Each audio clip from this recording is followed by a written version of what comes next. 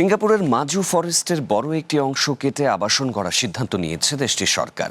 এর বিরুদ্ধে তীব্র প্রতিবাদ জানিয়েছে নাগরিকরা। বনের বদলে গলফ কোর্স বা পরিত্যক্ত জায়গায় আবাসন তৈরির দাবিতে অনলাইন পিটিশনে সই করেছে প্রায় ৪৯,০০০ মানুষ। নাগরিকদের তীব্র প্রতিবাদের মুখে মূল পরিকল্পনায় পরিবর্তন আনার কথা জানিয়েছে সিঙ্গাপুর সরকার।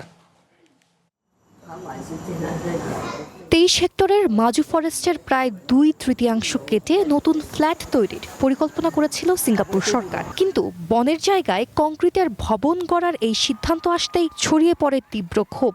বনটি বাঁচাতে প্ল্যাকার্ড হাতে রাজপথে নামেন হাজারো পরিবেশপ্রেমী ও স্থানীয় নাগরিক।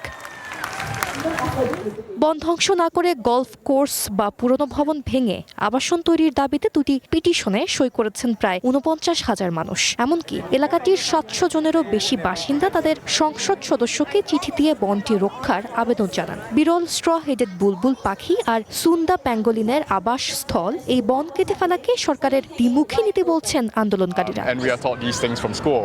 আমাদের সবসময় পরিবেশকে ভালোবাসতে আর প্রকৃতিকে যত্ন নিতে শেখানো হয়, কিন্তু একই সাথে যখন বন উজাড় করা হয় তখন দ্বিমুখী নীতি স্পষ্ট হয়ে ওঠে। সরকারের এক সংস্থা প্রকৃতি নগদ নিয়ে এলো হার না মানা হার অফার। সর্বনিম্ন ১০,০০০ টাকা রেমিটেন্স নগদে পাঠালে থাকছে স্বর্ণের হার জেতার সুযোগ। সংরক্ষণের কথা বলে আর অন্য সংস্থা ঠিক তার উল্টো কাজ করছে। নাগরিকদের প্রবল আপত্তির মুখে শেষ পর্যন্ত নিজেদের সিদ্ধান্ত পুনর্বিবেচনার কথা জানিয়েছে সরকার। আবাসন কিছুটা কমিয়ে হলেও বনের বেশি অংশ রক্ষা করার আশ্বাস দিয়েছে জাতীয় উন্নয়ন মন্ত্রণালয়। প্রকৃতি প্রেমী এবং সাধারণ মানুষের মতামত আমরা শুনেছি। বর্তমান পরিকল্পনায় কিছুটা পরিবর্তন আনা হচ্ছে যেন আরো বেশি সবুজ অংশ রক্ষা করা যায়। তবে আমাদের এটাও মেনে নিতে হবে যে এর ফলে আমরা যে সংখ্যায় আবাসন গড়ার পরিকল্পনা করেছিলাম তা কিছুটা কমে আসবে।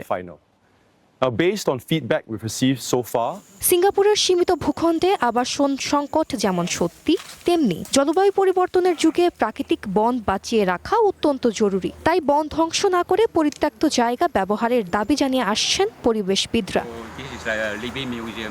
সঙ্গীতা ইসলাম, ওয়ান ইন্টারন্যাশনাল ডেস্ক।